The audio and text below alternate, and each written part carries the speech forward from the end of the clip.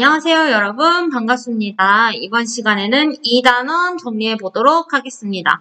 마지막 시간에 우리 오프라인의 마지막 시간에 2단원 정리를 같이 해 보았는데 못 나온 친구들도 있고 나왔더라도 잘 못 들은 친구들도 있으니까 우리 이번 강의를 통해서 다시 잘 정리해 보도록 하겠습니다. 어저께는 비가 와서 조금 더 설명하기가 좋았는데 그래도 한번 다시 보도록 할게요. 기권과 지구기온 단원을 먼저 들어갈게요. 기권과 지구기온 단원의 포인트는 1번 기권의 증상구조입니다. 우리가 대륙권, 성층권, 중간권 10권 했던 거 있죠? 그거랑 그 다음에 온실효과 그리고 3번은 복사평형 그 다음에 4번은 지구온난화 이렇게 4개의 포인트를 알고 가면 되겠습니다. 그러면 한번 보도록 할게요. 기권의 측성구조부터 보도록 하겠습니다. 기권 우리가 중간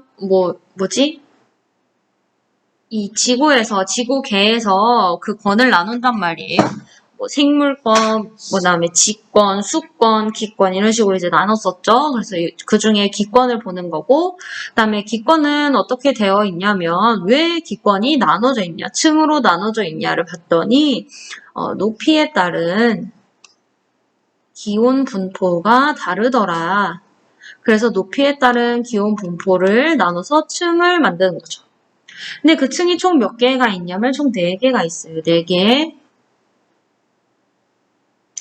그래서 여기 보면 기권은 높이에 따른 기온 변화를 기준으로 대륙권, 성층권, 중간권 10권으로 구분한대요. 자, 여러분 아래에서부터 조금 줄여볼까요? 얼마 줄였지? 여기서부터 아래에서부터 대륙권, 성층권, 중간권 10권이에요. 선생님이 이거를 주지 않아도 A, B, C, D 층에 아이고 잘 안 보이네. 흰색으로 해볼까? 아이고 맨 아래에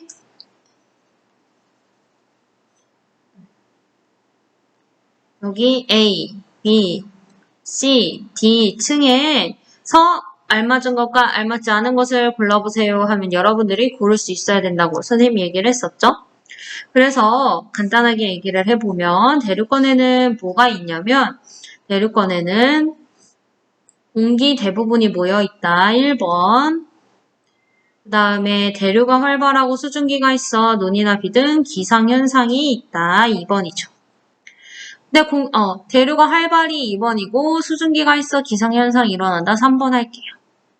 그 다음에 다시 높이가 높아질수록 기온도 높아지는 부분이 있어요. 그게 무슨 권? 성층권인데 왜 높이가 높아질수록 기온도 높아지냐? 오존층 때문에 이 오존층이 자외선을 흡수하여 성층권의 기온을 높이는구나 를 알 수가 있죠. 그리고 성층권에서는 기온이 높은 공기가 위쪽에 있기 때문에 대류가 있어요? 없어요? 없죠. 대류가 없어서 기류가 안정해서 그러면 어디의 항로로 이용된다? 비행기의 항로로 이용된다. 성층권에서 비행기의 항로로 이용된다. 그리고 또 올라갈수록 높이가 기온이 낮아지는 것을 또 볼 수가 있어요. 여기는 어디층?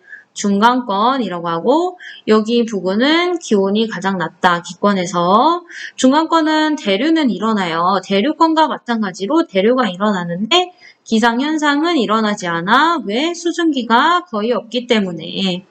수증기가 거의 없으므로 기상현상은 일어나지 않습니다. 이거 왜 안 없어지지? 그리고 또 여기에는 뭐가 발견이 되냐면 외권에서 지구로 들어오는 행성간 물질이 대기와의 마찰로 타면서 뭘로 관측된다? 유성으로 관측된다. 혹은 별똥별이 관측된다는 걸 알 수가 있습니다. 자, 그 위에 여기 높이 약 80km 이상인 부분에 다시 높이가 올라갈수록 기온이 올라가는 부분을 보는데 이거는 열권이라고 하고요. 열권은 공기가 희박하고 낮과 밤의 기온차. 선생님이 뭐라고 그랬죠? 이거를 일교차가 매우 큽니다. 그 다음에 열권에서는 오로라가 나타나죠. 열권은 왜 높이가 올라갈수록 기온도 올라간다 그랬죠? 태양 복사 에너지를 직접적으로 받기 때문에 높이가 올라갈수록 기온도 올라간다고 얘기를 했습니다. A, B, C, D에서 잘 구분을 할 줄 알아야 되고 여러분들이 그에 따른 특징도 알면 되겠습니다. 자, 넘어갈게요.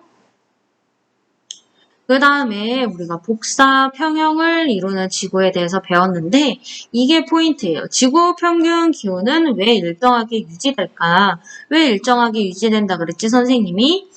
복사 평형을 이루고 있기 때문이다 라고 얘기를 했었죠.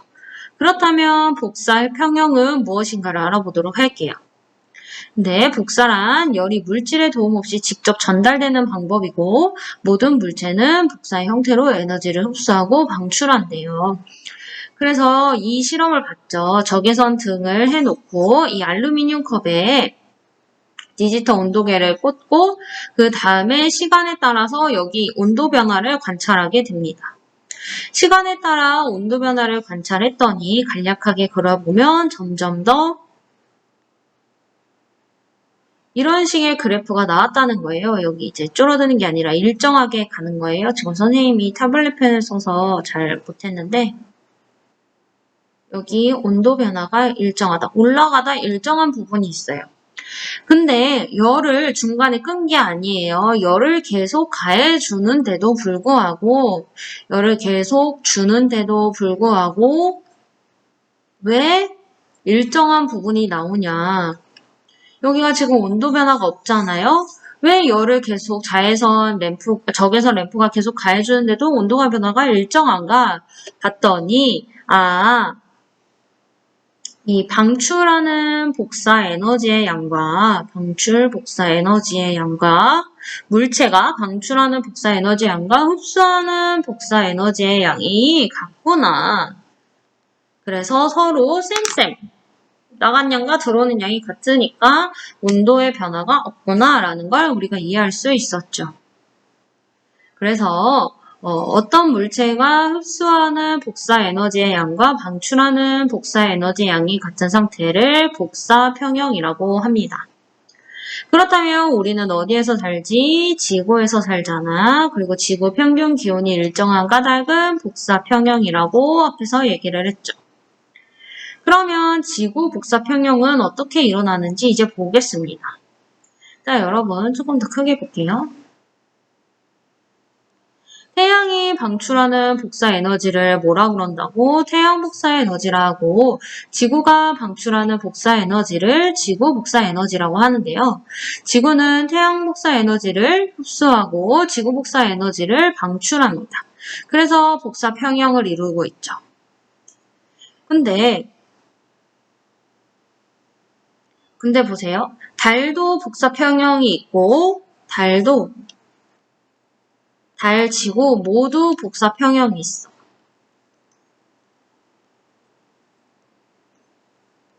복사 평형이 있는데 달과 지구의 평균 온도 차이가 있단 말이에요. 지구는 약 15도씨인데 달은 약 18도, 마이너스 18도씨로 평균 온도가 낮아. 복사 평형이 있어서 평균 온도가 있는데 평균 기온이 일정한데 근데 왜 차이가 날까를 봤더니 온실 효과라는 게 있더라. 이 온실 효과는 뭘까라고 알아볼 수 있는 거죠. 그래서 보겠습니다. 지구가 대기로 둘러싸여 있어요. 그래서 대기가 없는 달은 태양 복사 에너지를 달 표면에서 흡수하고 이를 다시 복사 에너지로 바로 방출해서 복사 평형을 이룹니다. 근데 지구는 이렇게 대기가 있어요. 그래서 태양 복사 에너지가 들어오고 그 다음에 또 지구 복사 에너지를 또 내놓는데요. 여기 보세요. 태양 복사 에너지를 들어왔다가 다시 달 복사 에너지로 나가게 되죠. 들어온 만큼 나가게 됩니다. 네, 지구도 태양 복사 에너지가 들어오는데 여기 나갈 때 지구 복사 에너지가 나갈 때 나가는 부분이 있고 이렇게 들어오는 부분이 있다는 거예요. 이렇게 복사 평형이 이루어져요. 그래서 얘는 바로 나가지만 얘는 이렇게 나갔는데 다시 돌아오는 부분이 있으니까 이것 때문에 평균 기온이 올라간다는 거예요. 평균 기온이 달보다 높다. 그래서 잘 보면 지구는 대기가 지표로 방출하는 복사 에너지 때문에 평균 기온이 높게 나타나고 이를 온실효과라고 합니다. 온실효과 선생님이 영어로 뭐라 그랬지? 그린하우스 이펙트 라고 배웠어요. 여러분 이거 사실 몰라도 돼. 근데 혹시 이제 교양을 쌓을까봐 알려주는 거고 그린하우스 이펙트, 비닐하우스, 온실효과인데 지구는 온실효과가 있어 대기가 없는 달보다 높은 온도에서 복사평형을 이루게 됩니다. 그래서 근데 이 온실효과를 일으키는 기체 3개가 여기 나와 있어요. 첫 번째 수증기, 두 번째 이산화탄소, 세 번째 메테인 등이 있습니다. 근데 이 온실 효과는 사실 나쁜 게 아니란 말이에요. 달에는 우리 같은 생명체가 살지 않잖아. 왜냐면 평균 기온이 너무 낮기 때문이죠. 이렇게 온실 효과로 인해 생명체가 살 수 있는 환경을 만들어 준 거예요.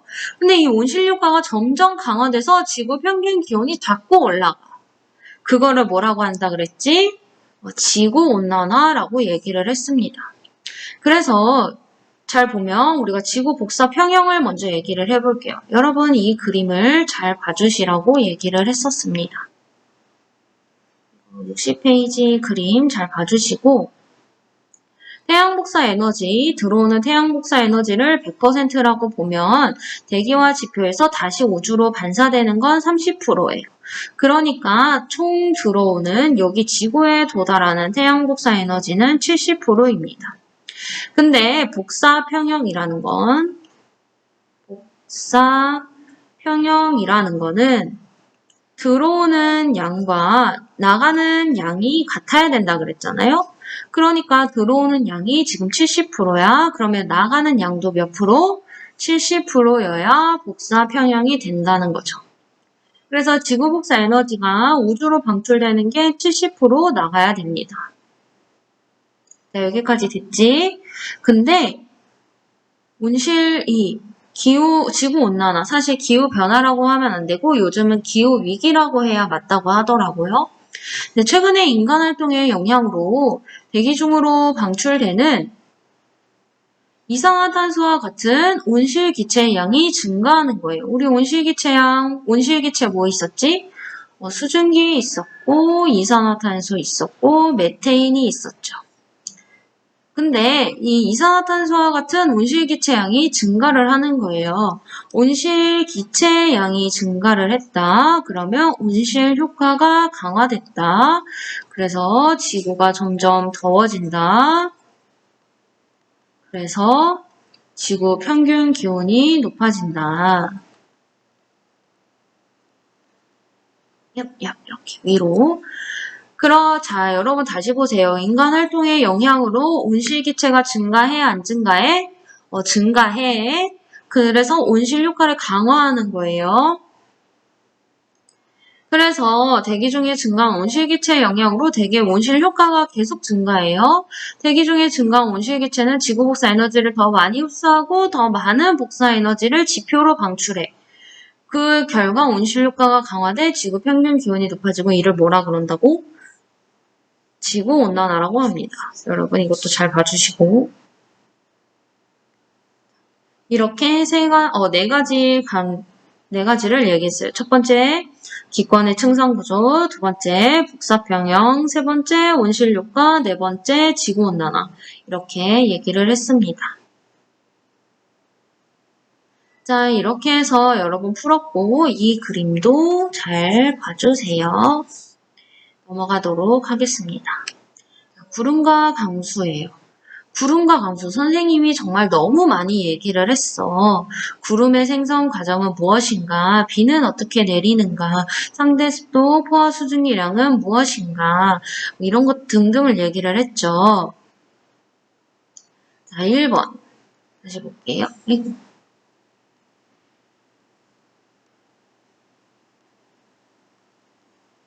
포화 수증기량, 그 다음에 상대 습도.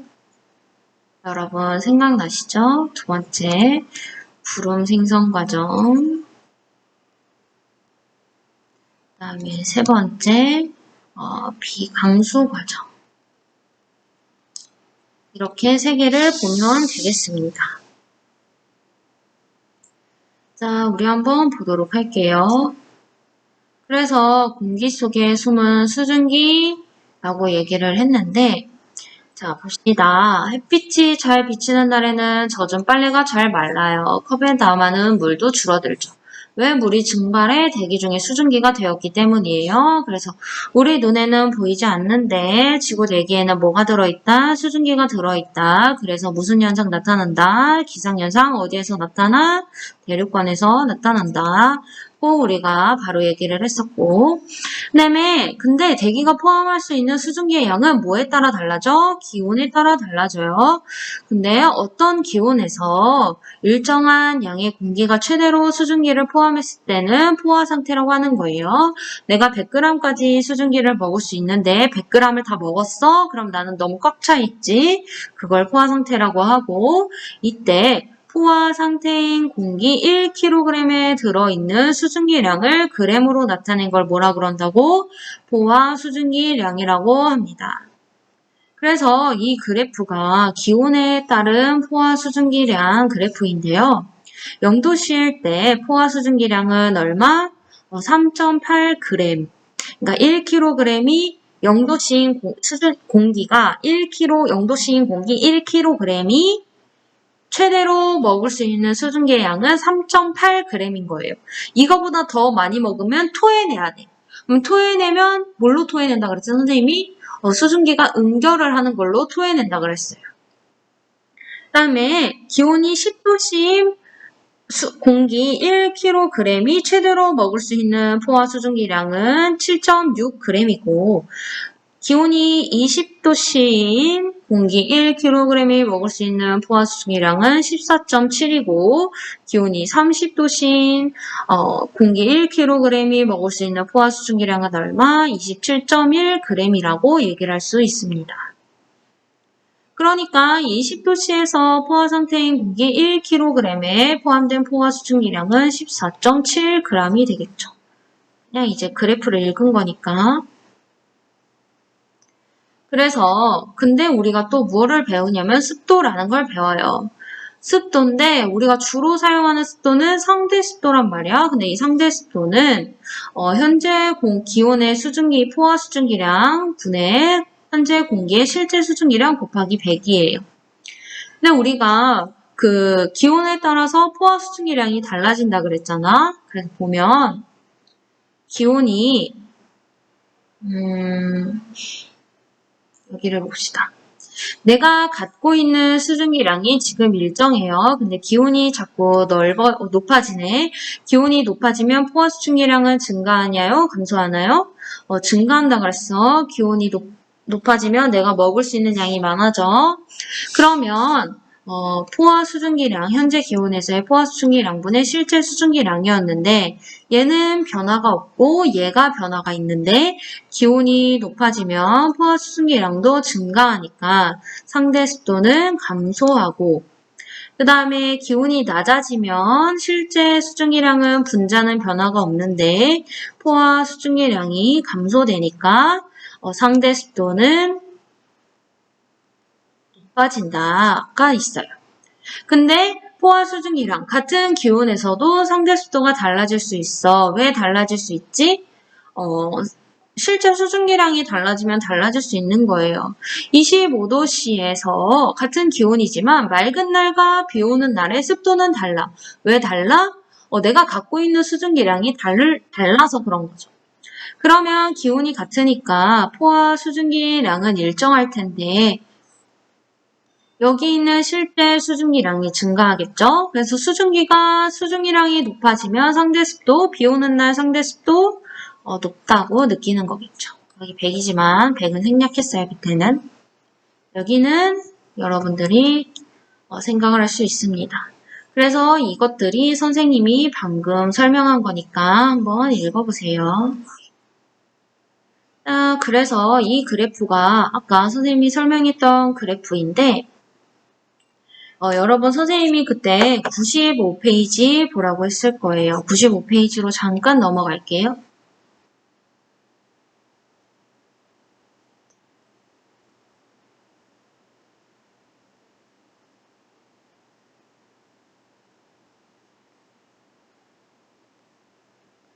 빨리빨리 넘어가야 되는데 여기 잠깐 넘어갔습니다. 그래서 그래프는 기온과 포화 수증기량의 관계를 나타낸 건데 선생님이 이거 했을 때 가장 상대 습도가 높은 건 뭐라 그랬지? A라 그랬죠. A야. 왜 A지?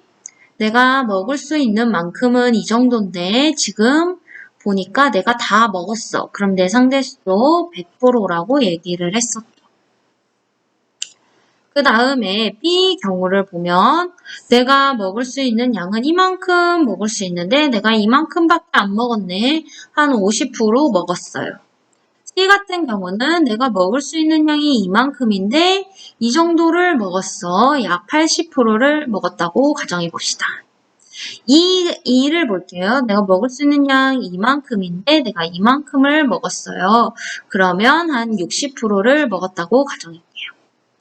그 다음에 여기 D 같은 경우는요. 내가 이와 같이 이만큼 먹을 수 있는데 이 정도밖에 안 먹었네. 한 20%밖에 안 먹었어요. 그러면 여러분 선생님이 지금 상대 습도를 계산을 했나요? 아니지. 계산 직접적으로 하지 않았죠. 그러면 이 포화 수증기량 그래프를 보고 상대 습도를 어떻게 알 수 있었냐?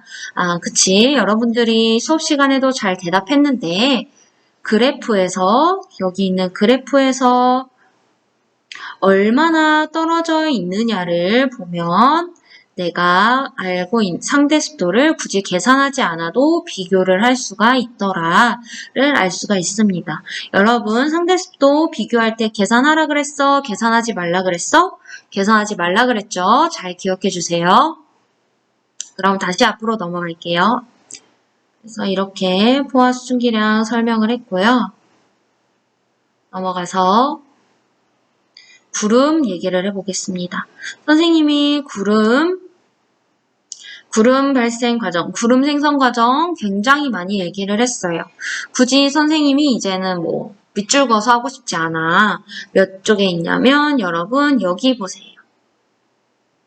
자, 공기 상승, 단열 팽창, 온도 하강 있어요. 온도 하강하면 포화 수증기량 감소, 그럼 어디 도달? 이슬점에 도달, 그럼 수증기 응결, 그 다음에 구름 생성까지 가면 되겠습니다. 여기에 포화 수증기량 감소, 이슬점 도달, 이슬점 도달했으니까 수증기 응결, 구름 생성. 엄청 중요하겠죠. 자, 근데 공기 덩어리 상승이 제1단계인데 여기 위에 보시면 구름 생성 과정의 공기 움직임 표현하기 이 세 개의 단계가 있단 말이에요. 따뜻한 공기와 찬 공기가 만날 때 따뜻한 공기가 상승한다 그랬지. 찬 공기 상승 맞아요? 찬 공기 올라가? 아니지. 따뜻한 공기가 올라가는 거예요. 기억하고 지표면의 일부가 가열돼서 공기 상승이 일어나고 그 다음에 이동하는 공기가 산 타고 올라갈 때 공기가 상승하게 됩니다. 산을 타고 내려오면 공기가 상승하는 거야? 아니지. 상승이라는 건 위로 올라갔다는 건데 산 타고 내려왔으니까 오히려 공기가 하강하겠죠. 그러니까 공기 상승 단계가 아니고 이렇게 공기 상승 단계 3개 다 따뜻한 공기와 찬 공기가 만날 때 찬 공기가 아니라 따뜻한 공기가 올라가는 거, 지표면의 일부가 가열돼서 공기가 올라가는 거, 그 다음에 이동하는 공기가 산 타고 올라갈 때 이렇게 3개가 있습니다. 그래서 나머지 잘 읽어보시고 그 다음에 지표에 내리는 강수가 있어요. 자, 요거는 빙정설인데요. 빙정설은 어디? 중위도나 고위도 지방에서 생깁니다. 0도씨 이상의 온도를 갖고 있기 때문에 물방울만 존재하는 걸 볼 수가 있고 0도씨에서 마이너스 40도씨는 얼음 알갱이와 물방울이 같이 존재하는 걸 볼 수 있어요. 40도씨 미만이 마이너스 40도씨 미만이기 때문에 위쪽은 얼음 알갱이만 존재하는 모습을 볼 수가 있네요.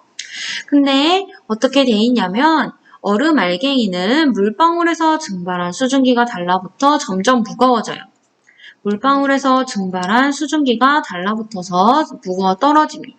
근데 이때 추워 기온이 낮으면 떨어질 때 눈으로 내리고 이 주변 기온이 높으면 녹아서 비로 내립니다. 근데 여기 부분을 볼게요. 여기는 저위도예요. 여러분 저위도 어디 생각하라 그랬지? 저위도? 색깔 바꿔서 파란색으로 갈게. 저위도, 적도를 생각하라 그랬죠, 선생님이.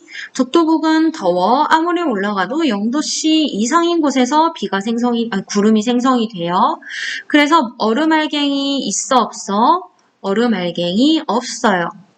그래서 물방울로만 존재를 하는데 이 물방울이 서로 부딪히면서 합쳐져. 그래서 물방울들이 서로 모여. 그 다음에 이게 이렇게 떨어져. 근데 얘는 눈으로 내릴 수 있어요? 눈으로 내릴 수 없지. 왜냐면 주변 온도가 춥지가 않으니까. 그래서 비로만 내리게 됩니다.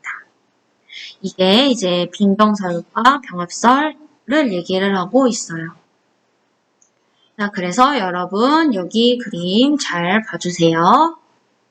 넘어가도록 하겠습니다. 네, 이렇게 끝났고 마지막 고기압, 저기압을 보도록 할게요. 기압과 날씨. 여러분 선생님이 말했지. 기압 차이로 부는 바람인데 공기의 이동이 뭐라고? 공기가 이동하는 게 바람이라고. 바람은 뭐라고? 공기의 이동이라고. 바람은 어디에서 어디로 분다 그랬지? 고기압에서 저기압으로 분다고 얘기를 했어요. 자, 봅시다. 근데 기압은 이제 모든 방향으로 작용한다. 위에서 아래만 작용하는 게 아니라 양옆으로도 작용을 하고 아래에서 위로도 작용한다 하고 다 얘기를 했죠. 근데 기압의 크기를 측정한 사람이 있었어. 토리첼리 선생님이 아마 온라인 클래스 이론 강의 했을 때 아마 과학사도 얘기해 줬을 거예요. 기압의 단위는 여기 센티미터 순, 1기압은 센티미터 순인데 사실 센티미터 1cm는 10mm라고 했죠. 그러니까 760mm 순이고 얘는 약 1013 헥토파스칼. 얘는 약이란 뜻이죠. 약 1013 헥토파스칼이다. 잊지 말아주세요. 그리고 공기가 끊임없이 움직이기 때문에 기압도 계속 달라질 수 있다. 얘기를 했습니다. 자, 바람은 왜 생기냐? 기압이 높은 곳에서 낮은 곳으로 이동한다. 고기압에서 저기압으로 이동하는데 얘를 바람이라고 하고 바람이 불어오는 방향을 풍향, 바람이 세기를 풍속이라고 했어요. 바람의 발생 원인인데 여기 따뜻한 물이 있고 얼음물이 있어. 여러분 선생님이 대류현상 얘기하면서 따뜻한 공기는 위로 가 아래로 가? 위로 가고 차가운 공기는 아래로 가요. 그러면 따뜻한 물이 위로 가겠네. 공기가 그치? 데워졌으니까. 그럼 상대적으로 차가운 얼음물에 있는 공기가 아래로 가겠지. 그 다음에 이제 이거를 칸막이를 이제 들어 올렸잖아. 그러면 이 향의 연기가 어디 쪽으로 갈지 보는 건데 여러분 잘 보세요. 내가 주변에 이만큼의 공기를 갖고 있었는데 얘가 위로 올라갔어. 그러면 내 주변에 공기가 많이 있어? 조금 있어? 올라갔으니까 조금 있지. 조금 있는 거 내가 지우는 대신 이렇게 표현을 해볼게요. 그 다음에 난 주변에 이만큼의 공기를 가지고 있었는데 계속 공기가 밑으로 내려오네. 그럼 점점 공기가 많아져. 공기에 따라서 공기가 얼마나 있느냐에 따라 압력이 달라진다고 했는데 지금 내 주변에 공기가 올라갔으니까 공기가 없어? 무슨 기압? 저기압. 그 다음에 내 주변에 공기가 많아졌어? 공기가 많아졌으니까 나를 자꾸 눌러. 무슨 기압? 고기압. 바람은 어디에서 어디로 불어? 많은 쪽에서 적은 쪽으로 공기가 채워주는 거예요. 그러니까 바람은 고기압에서 저기압으로 분다. 그래서 얼음물에서 따뜻한 물 쪽으로 바람이 분다고 얘기를 하면 되겠습니다. 자, 그래서 넘어갈게요. 그래서 이렇게 기압 차이가 나타나는 이유, 온도 차이로 인해 기압이 나타났다고 얘기를 하면 되겠습니다. 자, 그래서 이 실험으로 해류풍을 설명할 수 있는 거죠. 그래서 낮에는 모래보다 물이 더 빨리 달아오르니까 여기가 뜨겁고 여기가 차가웠죠. 그럼 공기는 위로 올라가고 얘는 내려오겠네. 그러면 내 주변의 공기가 위로 올라갔으니까 얘는 저기압이고 얘는 밑으로 내려왔으니까 고기압이지. 바람은 많은 쪽에서 적은 쪽으로 준다. 공기를. 그래서 고기압에서 저기압으로 이동하고 바람이 불어오는 방향을 우리가 읽는다 했으니까 이게 해풍이죠. 그 다음에 반대로 육지가 더 빨리 식으니까 얘가 차갑고 바다가 조금 덜 식어서 뜨겁지. 그 다음에 그러면 얘가 위로 올라가고 얘가 아래로 내려오겠네. 아래로 내려오니까 고기압, 얘는 저기압, 바람은 많은 쪽에서 기압이 높은 쪽에서 기압이 적은 쪽으로 공기가 이동해. 그래서 육풍이 되겠습니다. 그래서 저 실험으로 해륙풍도 설명을 할 수가 있죠. 자, 그 다음에 선생님이 하나 더 얘기를 해볼게. 대륙과 해양이 만나는 곳에선 1년을 주기로 바람의 방향이 바뀌는 계절풍이 분대. 여름철과 겨울철에 부는 계절풍의 방향을 설명을 해보라고 했네요. 종이쳐 쓰니까 종이쳐도 계속 진행을 해볼게.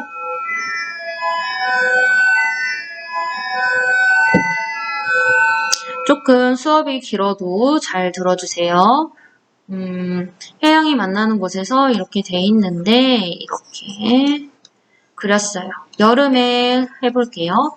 여름은 육지가 더 빨리 데워져, 바다가 더 빨리 데워져. 그러니까 대륙이 빨리 데워져요, 바다가 데워져요. 대륙이 더 빨리 데워져요. 그러면 어디가 뜨겁지? 여기가 뜨겁지. 그럼 바다가 상대적으로 차갑겠네. 뜨차. 그러면 저기압이고 고기압이니까 바람은 어디에서 어디로 불어? 고기압에서 저기압이니까 이쪽으로 불겠다. 그래서 계절풍이 남동 계절풍이 분다고 여러분들이 사실 끝에 배워요. 근데 지금 먼저 설명을 해볼게. 여름에. 근데 반대로 겨울 같은 경우는요. 겨울에는 밤이라고 생각하면 돼. 그러면 뭐가 더 차가워져? 육지가 더 차가워져요. 그래서 육지가 하강 기류, 그 다음에 따뜻한 바다가 상대적으로 상승 기류를 띄고 그러면 여기가 저기압, 여기가 고기압이에요. 그래서 바람은 육지에서 바다 쪽으로 부니까 북서 계절풍이 겨울에 분다라고 얘기를 하면 되겠습니다. 그래서 이 온도 차이에 의한 기압 차이로 바람이 불고 이 바람이 부는 실험을 통해서 해류풍과 계절풍의 원리도 같이 설명을 해보았습니다. 여러분, 다음에 성질이 다른 공기덩어리 갈게요. 자, 우리가 기단인데 여러분 선생님이 이렇게 나눴었지. 여기 무슨 기단? 시베리아 기단. 여기 무슨 기단? 오호츠크의 기단. 그 다음에 여기 무슨 기단? 북태평양 기단. 여기 무슨 기단? 양쯔강 기단이 있습니다. 여러분, 겨울에 많은 영향을 끼치는 기단 시베리아, 여름에 많은 영향 끼치는 기단 북태평양, 그 다음에 봄, 가을 양쯔강, 그 다음에 오호츠크에는 초여름에 영향을 끼친다. 그 다음에 각각의 기온, 습도를 한번 잘 알아두시면 되겠습니다. 자, 어디에 나와 있냐면 여기 다 나와 있으니까 자, 다시 꼭 봐주시고 이것도 여러분 기단의 이름도 잘 봐주세요. 자, 근데 우리가 기단은 세력이 커지거나 작아지는데 서로 성질이 다른 두 기단이 만났어요. 그러면 여기에 전선이 형성이 되죠. 그래서 전선면이 형성이 되고 이 전선면이 지표면과 만나서 이루는 경계선을 전선이라고 합니다. 네, 여러분 잘 볼게. 선생님이 어떻게 설명을 했었는지 기억을 나시는지 모르겠네. 따뜻한 공기가 자기의 길을 잘 가고 있었어요. 근데 갑자기 찬 공기가 다가왔어요. 아이고, 이 색이 아닌데.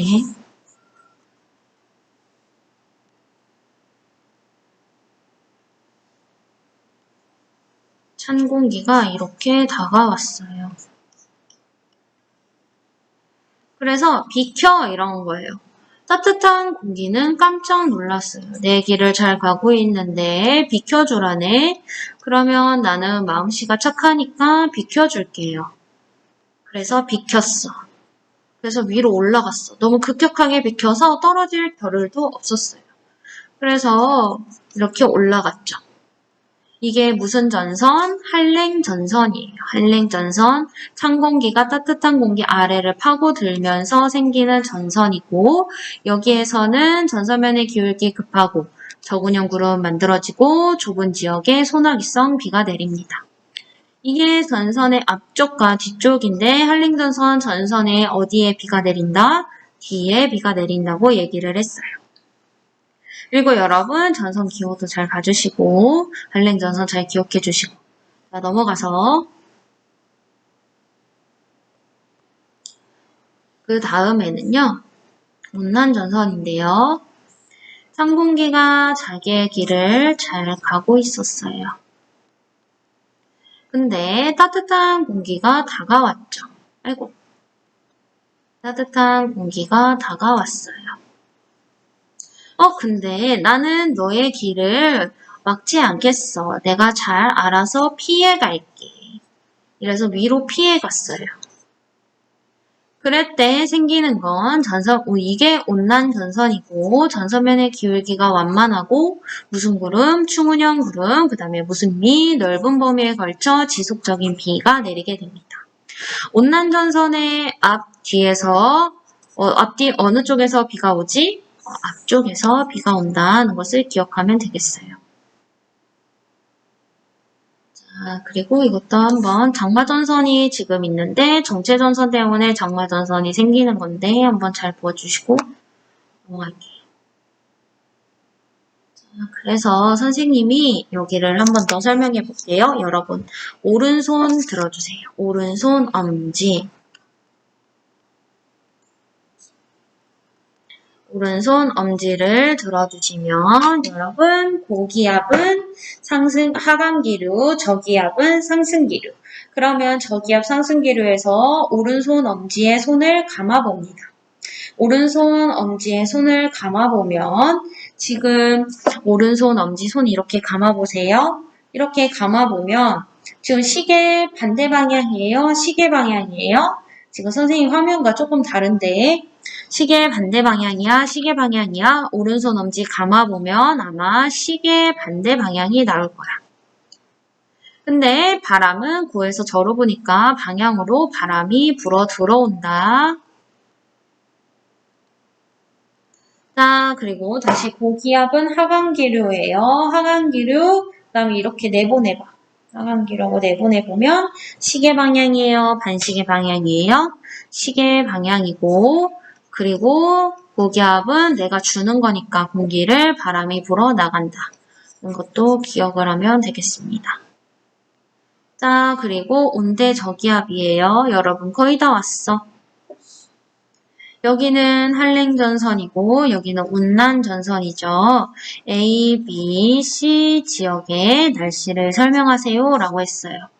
자, A의 날씨는 지금 한랭전선의 뒤쪽이니까 저근형 구름 있을 거고 좁은 지역에 소나기가 내릴 거다라는 걸 알고 있죠. C 같은 경우는요. 넓은 지역에 지속적인 비가 내릴 거고 충운형 구름이 생성이 될 거다라는 걸 알 수가 있습니다. 그러면 B 같은 경우는 지금 따뜻한 기간이 있기도 하고 비는 안 내리니까 맑고 화창하다라고 얘기를 하면 되겠어요. 맑고 화창. 자, 왜 따뜻한 기단이 있지? 한랭전선은 따뜻한 애가 자기 길을 잘 가고 있다고 했는데 차가운 애가 파고든 거고. 그 다음에 온난전선 같은 경우도 따뜻한 기단이 내 길 잘 가고 있는데 차가운 위를 지나가는 거니까 여기 B는 결국 따뜻한 기단이 있는 거지. 따뜻한 기단, 아이고 안 보인다. 너무 빨간색으로만 썼네. 그래서 따뜻한 기단이 있기 때문에 비가 내리지 않아서 맑고 화창하다라고 얘기를 하면 되겠습니다. 자, 편서풍의 영향으로 이 온대저기압은 서에서 동으로 왼쪽에서 오른쪽으로 이동하게 되겠습니다. 넘어갈게요. 계절별 일기도인데요. 여러분 계절별 일기도의 특징 보겠습니다. 간단하게만 보고 넘어갈게요. 봄 같은 경우는 뭐 고기압, 저기압 이런 게 이제 온대저기압 이렇게 있어서 날씨가 좀 변화무쌍하고 황사가 있고, 여름 같은 경우는 남고 북저의 형태로 띄고 있어요. 이쪽에 선생님이 바다가 상대적으로 차가워서 하강기류, 육지가 상대적으로 뜨거워서 상승기류가 있었다 했죠? 그래서 무슨 계절풍? 남동 계절풍이고. 지금 여기 정체전선 형성된 거 보니까 장마가 있겠네. 그다음에 가을은 이동성 고기압이 많으니까 여러분 날씨가 맑고, 겨울은 서고 동저의 형태여서 이런 식으로 바람이 불어 북서 계절풍이 분다고 얘기를 했습니다. 자, 그래서 이 봄, 여름, 가을, 겨울 잘 봐주세요, 여러분. 네, 이렇게 오늘 수업 마무리하겠습니다. 여러분 이 단원이 조금 많아서 시간이 오래 걸렸는데 그래도 잘 봐주시고 모르는 부분 선생님한테 연락을 해서 질문해주면 되겠습니다. 오랜 시간 고생하셨어요. 우리 다음 시간에 만날게요. 안녕.